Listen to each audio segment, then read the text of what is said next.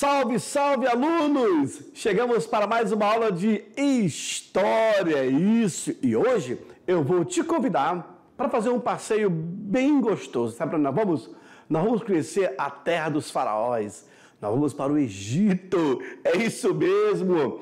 Olha, na aula de hoje vocês vão se surpreender com tantas informações.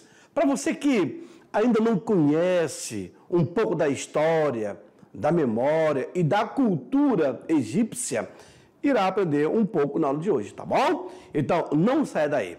O nosso acordo, como é que é?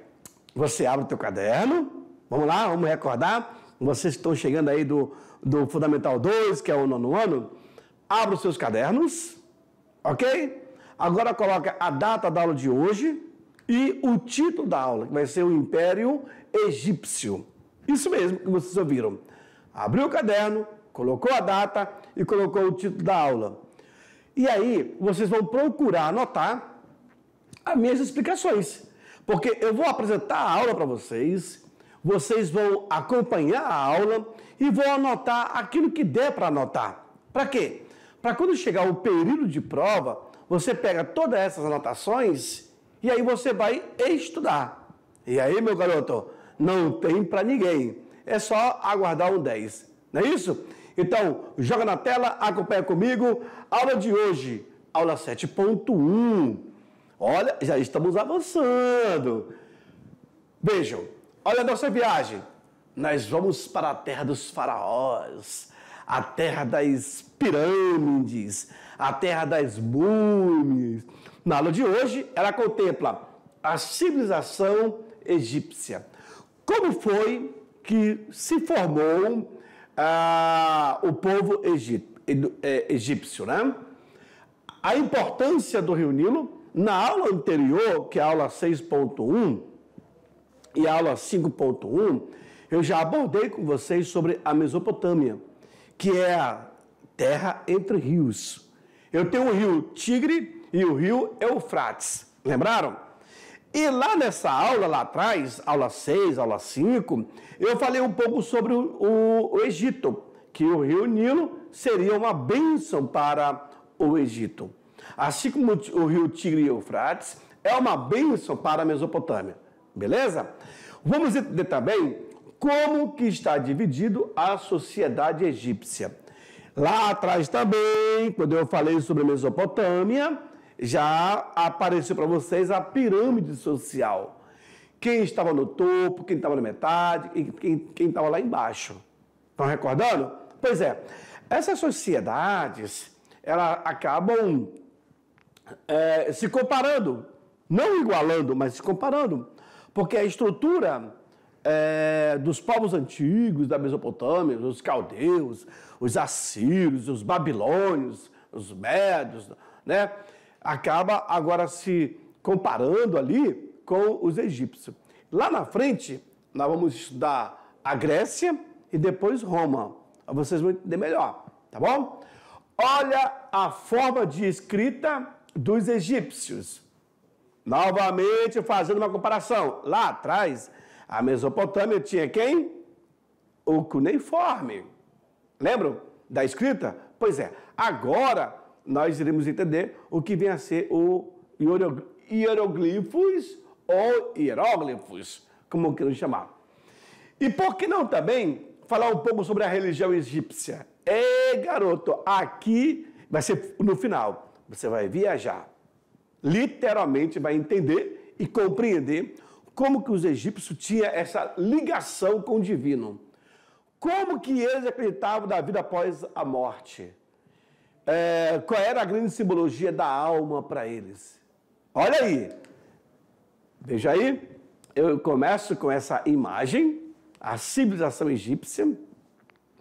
Eu tenho lá atrás as pirâmides de Quéops, Quefre e Miquerino, ok?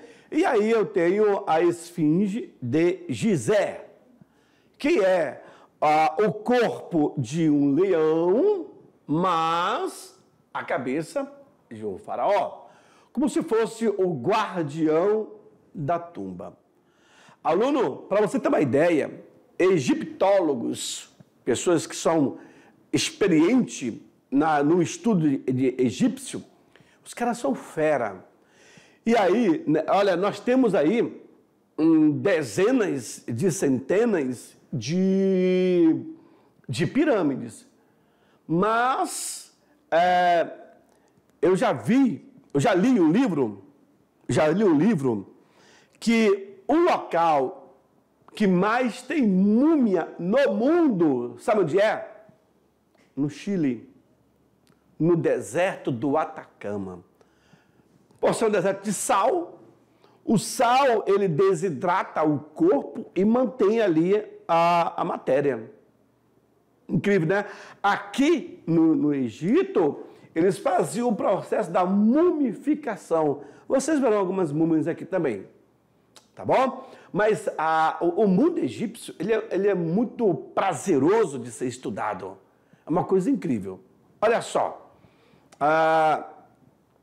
Claro que aí nós temos os escravos, não escravo negro, mas escravo de guerra. Eram homens brancos, pessoas que não tinham posses, pessoas que não tinham destaque social. Esses sim eram os escravos, tá bom? E com isso, faziam e executavam todo tipo de trabalho. Na construção de palacetes, obras públicas, pirâmides e assim por diante. A civilização egípcia, ela foi uma das mais importantes civilizações que se desenvolveram na região do Crescente Fértil. Lá atrás também, quando eu falei sobre Mesopotâmia, tinha lá a figura do Crescente Fértil. Aquela área que era coberta pela meia-lua. Lembraram? Pois é.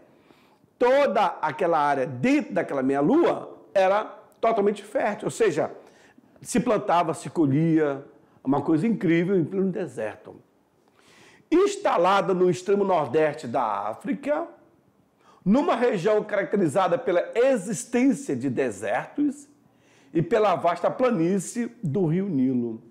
É por isso que vão dizer que o rio Nilo é uma bênção para o Egito. Por quê? Porque do rio Nilo é que se tira todo o seu sustento. Bem, empodera, né, senhores? E eu também abordei na aula lá atrás que a grande maioria das cidades, elas se encontram aonde temos o rio. Claro, porque é a fonte de vida. Como é que você vai construir uma civilização, uma vila, um distrito, um município, sei lá o que, um aglomerado de pessoas se não tiver água? Vão morrer. Então, a civilização egípcia formou-se a partir da mistura de diversos povos, entre eles os amíticos, os semitas e os núbios. Esses povos, eles irão surgir no período paleolítico. Eu tenho o período neolítico e o período paleolítico. O período da pedra lascada e o período da pedra polida. E aí, vocês estão percebendo esse painel. É um painel aonde traz o dia a dia do trabalhador, do faraó, da civilização.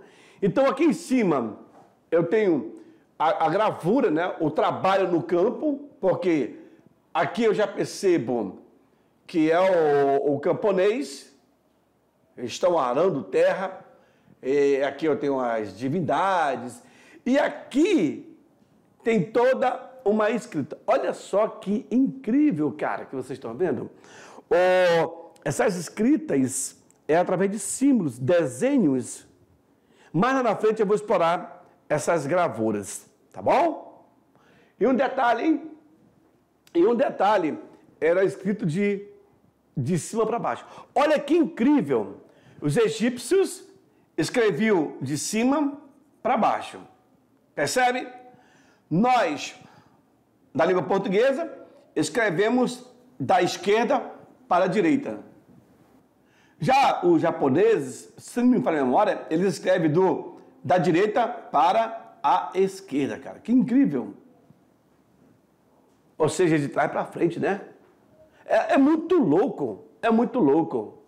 Essa de para cima, dado, trás, não. É porque o deles são código, né? E aí eles, rapaz, cada povo com a sua cultura.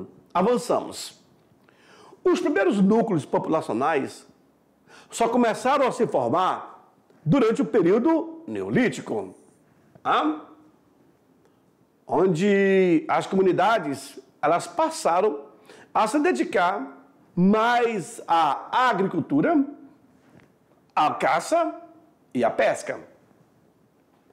Neolítico, se não me engano, é pedra lascada. Paleolítico, pedra polida. Então, desde lá atrás, eles começam esse processo. Se concentram na plantação, se concentram na caça e também na pesca, para poder viver. Isso por volta, estamos falando de 4.000 anos antes de Cristo. Viu aí? Os antigos núcleos deram lugar a pequenas unidades políticas, chamadas de nomos. Esses nomos eram governados por nomarcas. Então, os monos vêm de monarca, monarcas vêm de mono. Nomarcas vêm de nomos, que se reuniu em 2 reinos. Aí, vejam só, o Baixo Egito, que ficava no norte, e o Alto Egito, que ficava no sul. Eu estou mostrando para você, aluno, o surgimento daquele que foi o Império Egípcio. Eu estou mostrando para vocês como que se deu toda a evolução da civilização do Egito, ou a civilização egípcia. Eram formados por nomos, isso aproximadamente 4.000 anos antes de Cristo, ainda no período neolítico, da pedra lascada, eles viviam da agricultura, da caça e da pesca. Eram unidades, pequenas unidades, uma se concentrava ao norte e a outra se concentrava ao sul. Ou seja, Baixo e Alto Egito. Depois esses 2 irão se unir. Preste atenção na aula. Por volta de 3.200 anos antes de Cristo, olha aí, 3.200 anos. Menes, o governante do Alto Nilo, o Alto Nilo fica onde? No sul. Ele vai unificar os 2 reinos e vai se tornar o primeiro faraó. Percebeu? Se eu tenho um Egito aqui no norte, eu tenho um Egito aqui no sul, Menes, ele vai reunir esses 2 Egitos, e vai criar um só. E aqui ele se torna o primeiro faraó. Tu sabia disso, aluno? Quem foi o primeiro faraó do Egito? Menes. Dando origem ao período dinástico. Ou seja, é aí que vai nascer o período dos faraós, dos reis, dos governantes, que pode ser dividido em 3 momentos distintos. Agora, vejam, Menes se torna o primeiro faraó, iniciando o período dinástico. Esse período dinástico vai ser dividido em 3. Em Antigo Império, no Médio Império e no Novo Império. De lá para cá. Para tu ter uma ideia, o Egito ele vai experimentar outros estilos de governo. Avançamos. Veja aí a importância do Rio Nilo para o Egito. Aqui embaixo vai estar passando o rio. Aqui embaixo. E aí eles conseguem desviar o canal, levar água para qualquer canto. Olha, eles conseguem desviar o canal e a água passa aqui, ó. Daqui, eles conseguem passar para cá, olha aí. É incrível. Na plantação se faz isso.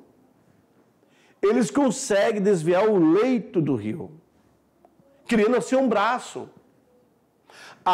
É tipo aqui o Rio Madeira. Você tem ali o Rio Madeira e a 100, vamos colocar, a 20 quilômetros do Rio Madeira, você tem uma plantação que você quer que faça isso, faça aquilo e tal, mas não tem água. Se você tiver um bom dinheiro, vai fazer um baita de empreendimento e vai conseguir canalizar. Da tua propriedade até o Rio Madeira, você vai conseguir fazer um braço e a água, ela vai bater lá na tua propriedade. Tudo é possível hoje, tudo. Ao Rio São Francisco. Os caras conseguiram desviar o Rio São Francisco, mas na época, a período de estiagem, a água sumia, porque o solo era muito seco. Então ele acabava absorvendo a água. O que eles fizeram? Criaram, canalizaram, né, concretaram, e ali foi imenso. A água batia como se fosse uma piscina. Cara, a engenharia hoje, tudo é possível. Tá? Cairo, capital do Egito, as margens do Rio Nilo. Olha o Rio Nilo aí, bonitão. Rapaz, hoje se vive sem água quando quer. Em Israel, por exemplo, os caras, aqui mesmo, no Caribe, os caras pegam a água do mar e fazem o tratamento, tira a salinização, tira o sal e a água fica potável, pronto para o consumo. Olha só a plantação aqui, cara. Isso aqui, não é plantação, isso aqui sabe o que é? É um campo de futebol. Verdinho. Viu aí? Tudo verde, ó. Aqui passa o Rio Nilo, você pode levar ele para qualquer canto. Isso é Cairo. Cidade bem arborizada. O Rio Nilo, ele é um importante rio da África. Professor, então o Egito fica na África? Parte. Você vai ver daqui a pouco o mapa, tá bom? O Rio Nilo é um importante rio da África, formado a partir da confluência de 3 rios primordiais, que são o Rio Branco, o Rio Azul e o Rio Atibara. Esse rio desemboca, ele deságua, ele vai acabar lá no mar Mediterrâneo. A sua bacia hidrográfica abrange muitos países do continente africano. A exemplo, temos o Burundi, que está no Egito, a Etiópia, Quênia, República Democrática do Congo, Ruanda, Sudão, Sudão do Sul, Tanzânia e Uganda. Se você pegar o mapa aqui, ó, eu tenho aqui o Mediterrâneo, o mar Mediterrâneo, certo? Aqui eu tenho a África. Por isso que vocês observam as imagens dos egípcios, eles são morenos. Em algum tempo na história, se mostrava a imagem deles brancos. Não, senhores, moreno mesmo, até negão. Vamos lá. Então, Menes, lembram bem desse nome, Menes é o cara que vai juntar o Egito do Sul e o Egito do Norte e criar um grande império. E vai ser o primeiro monarca.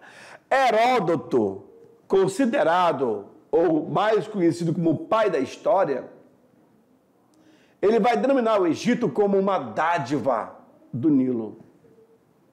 Ou seja, cresce essa cidade graças ao rio que dá ali toda a vida.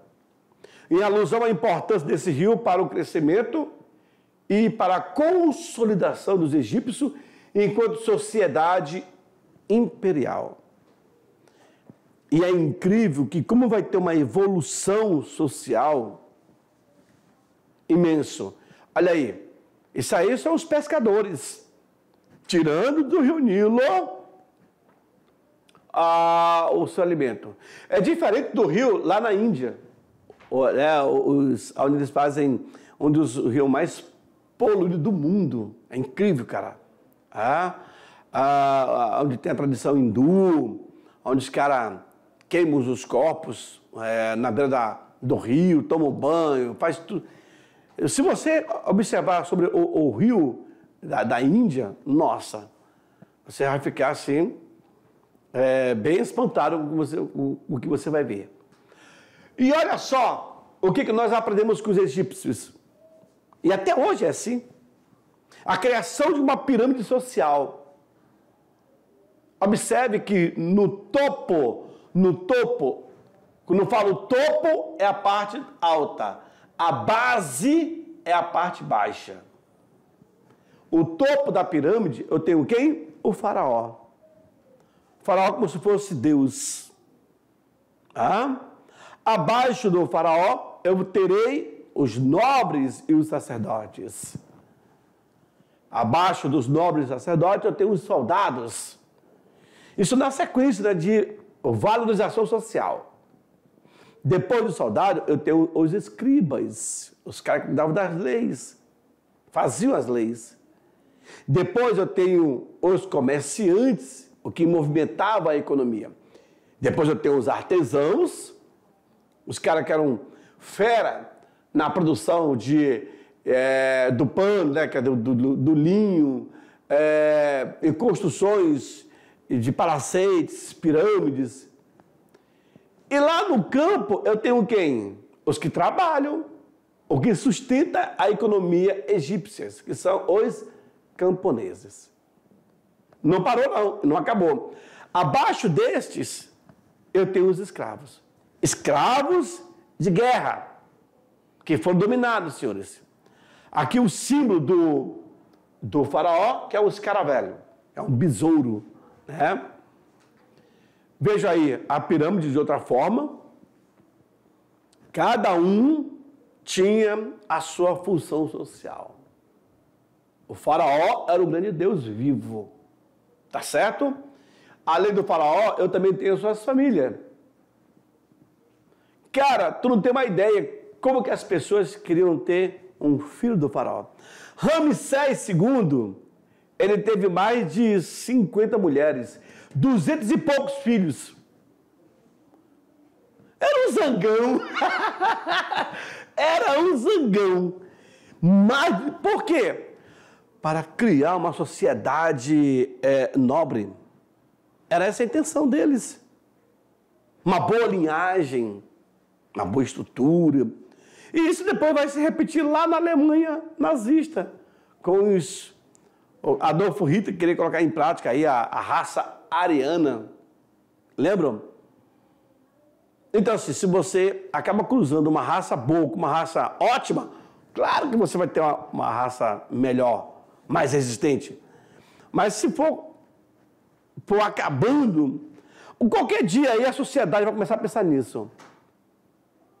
Hoje, com tantas doenças que aparecem, enfim, é uma discussão, questão mundial, né? Vejam, a sociedade egípcia, ela era literalmente estratificada, hierarquizada e escravista. Ou seja, tá vendo aqui? Cara, quem é nobre nunca vai ser escravo. Quem é artesão nunca vai chegar a ser escriba. Quem é soldado nunca vai chegar a ser artesão ou comerciante. Estratificada ali você está, ali você permanece. É isso daí. Sendo uma mais importante que as outras, que a mão de obra escrava era utilizada. E aí, ó, observa na imagem que eles estão brancos, era para ser negros. Os egípcios são negros, ok? E o faraó? Eu coloquei aqui a imagem do professor Beto, ó, a múmia. O faraó. O faraó, ele tinha poder absoluto, assim considerava a sociedade, né? Ele tinha o poder e era considerado um Deus vivo aqui na Terra. Sabia disso, aluno? Pois é, né? Ele era dono de todo o Egito. Chefe da administração, dos cultos religiosos, também comandava o exército. Ou seja, ele era o alfa e o beta. E olha aí onde ele foi parar. Nessa tumba. Aqui é um faraó. Aqui é uma múmia. Perdão, tá? Aqui é uma múmia. Quando eu falo múmia, é porque é uma pessoa importante. Geralmente, quem era mumificado eram faraós. Alguns nobres, alguns escribas também. Tá bom? Mas a grande maioria eram os faraós. E a aplicação do produto chegou até os tempos atuais assim, ó, você olha para a pele que ressecou literalmente, eles colocaram alguma coisa aqui no olho, né? Mas você tem uma noção, e é negro, tá? Tá aí, são negros, os egípcios, nada de branco, como pintou aqui atrás a imagem, ó. Percebe? Olha aí. E aqui, hoje, está em exposição. Pelo mundo, tem museus que retratam um pouco da história do Egito.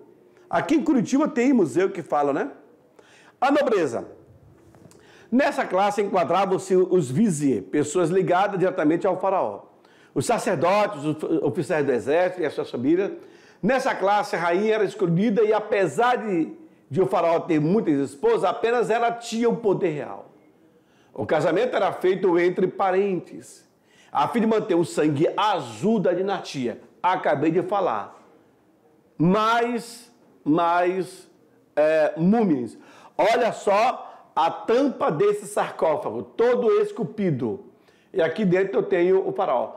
Gente, aqui eu tenho os vasos, acho que é escalopa, coisa assim. Aqui tem os vasos que eram depositados o coração, o fígado, o pulmão, que eram retirados no processo. Olha aí. Tá aqui, ó. Todo enfaixado em pano. Os soldados. Essa classe era pequena e sua principal função era garantir a segurança do território, fazendo, quando preciso, escoltas nas expedições aos países vizinhos. Posteriormente, devido às invasões e à necessidade de uma defesa mais sólida, o exército e a tecnologia em combate foram aumentando conforme a necessidade. Quem são os escribas? Considerada uma classe muito importante.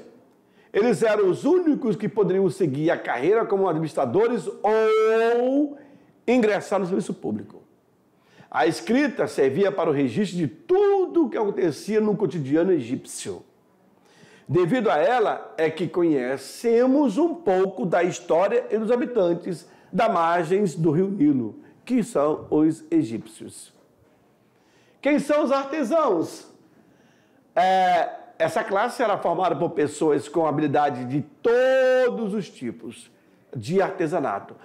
Alguns trabalhavam em aldeias e produziam artefatos para o comércio local. Já os mais habilidosos eram convocados para trabalhar para o faraó ou para a classe nobre. Claro, até hoje é assim. Aquele que se destaca no serviço, ele é convocado. E nisso dá para os artesãos. Beleza? Os camponeses eram formados pela maior parte dos antigos egípcios. Eram pessoas que trabalhavam na lavoura a fim de gerar todo o sustento necessário.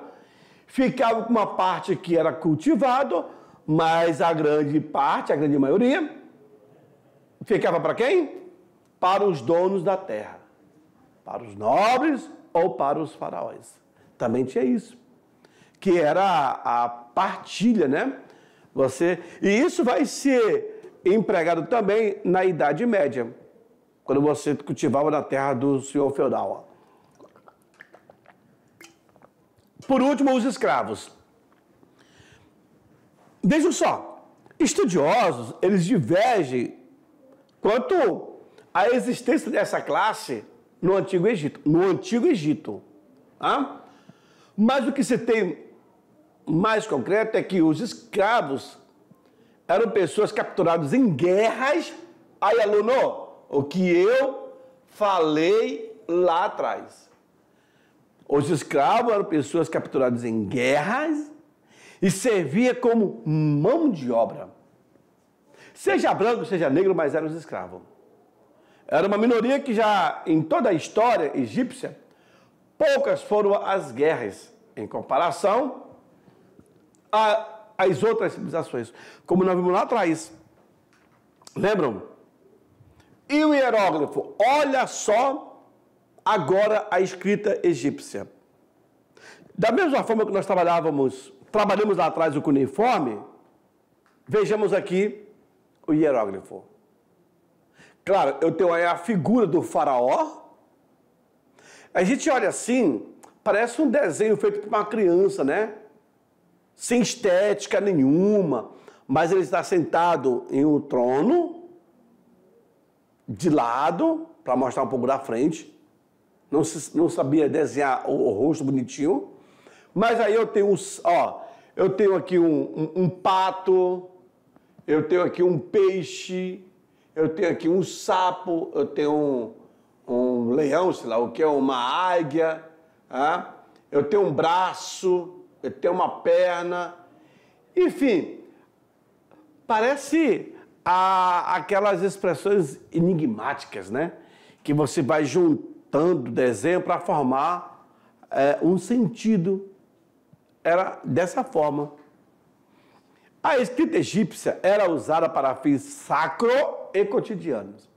Existiam 3 tipos de escrita no Antigo Egito. A mais famosa vem a ser o hieróglifo, que é um conjunto de símbolos que mais tarde evoluiu para o hierático. O hierático é mais cursivo. E depois para o demótico, quando a civilização egípcia passou a ter mais contato com outra cultura, como a grega e a romana. Então, a escrita hieróglifa, ela é muito mais antiga. Depois dela veio a hierático. Depois da hierático veio a demótico. Fechou? Veja aí. Nós estamos em um período de 3.000 anos antes de Cristo. Já se usava o hieróglifo como escrita no Egito. Ou seja, é um dos registros mais antigos da história da civilização. Esse tipo de escrita tem um papel monumental e religioso. Enfeitava túmulo, lápides, paredes de palácios. Vocês já viram. O hieróglifo é um termo originário de 2 palavras gregas. Iepos, que é hieróis, sagrado, e aipeife, que é o clipen, escrita. Apenas os sacerdotes, membros da realeza, de altos cargos e escribas, conheciam a arte de ler e a arte de escrever. O quê? Os sinais sagrados. Eram os sinais. Está aí, ó. A religião egípcia. Esse aí é o famoso Livro dos Mortos. A capa é em couro e os detalhes é em ouro, tá bom? Esse Livro dos Mortos, quando o faraó morria, era depositado em cima do corpo dele. Para quê, professor? Segundo a tradição egípcia, quando ele estivesse fazendo a passagem, ele teria tempo suficiente para poder ler e como saber se comportar no tribunal de Osíris. Olha a pirâmide de Quéops, de Quéfren e Miquerino. Tudo familiar. Aqui eu tenho outras pirâmides menores, percebem? Aqui eu tenho outras. Aqui tem outras. A pirâmide de Quéops levou-se o tempo que ele estava vivo. Professor, quanto tempo? Cara, a vida inteira. Até o faraó morrer. E ela era assim, ó. Com o tempo, vem caindo essas pedras. Há quem diga que no topo tinha uma placa de ouro e tal. Aí começa a ter muitas alucinações, né? Ra, ou Amon-Ra. é um nome do Sol. Você pode ver também com o nome do Ra, um dos principais deuses egípcios. Em Heliópolis, a cidade do Sol, em grego. É ele que, depois de ter decidido existir, cria o mundo e mantém os vivos. Então, quando você morre, você vai passar por esses deuses. Sete, o deus do caos.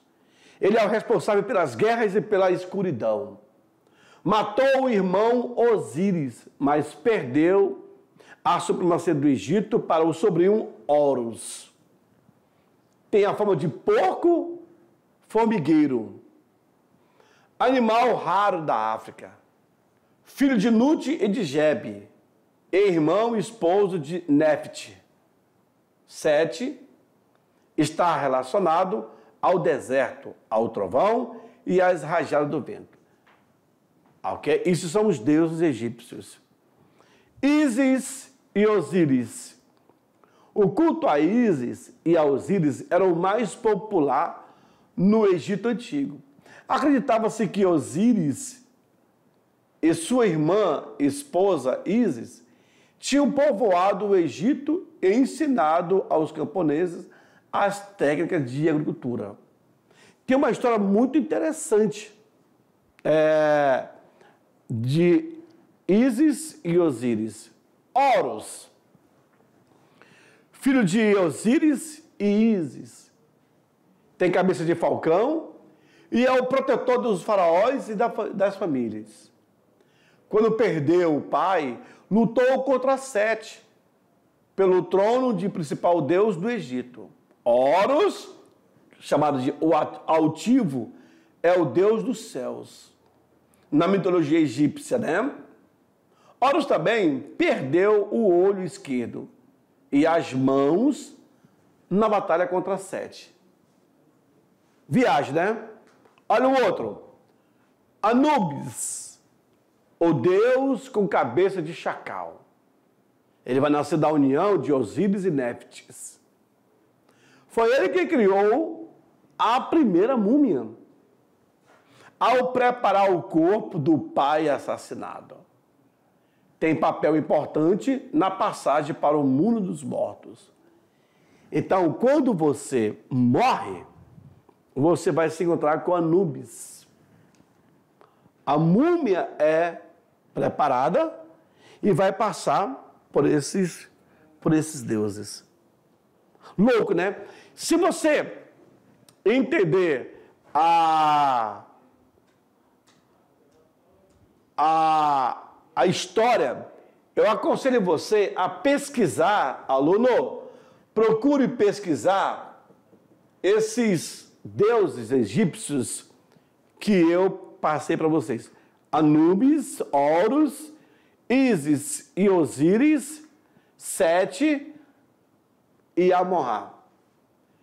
Tem outros deuses que eu não coloquei aqui, mas pedindo que você faça uma busca mais detalhada, você vai encontrar. Nessa aula, nós colocamos um material complementar.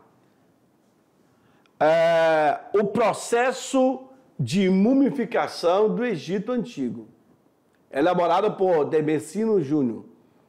Foi acessado ano passado. Esse aqui é o link. Aí, nós temos vários outros vídeos no YouTube também, que explica como que se dá o processo de mumificação. Tá bom? Mas, daqui a pouco, eu estou voltando para fazer aquela revisão de 5 minutos. É rapidinho. Já estou de volta. Tchau, tchau.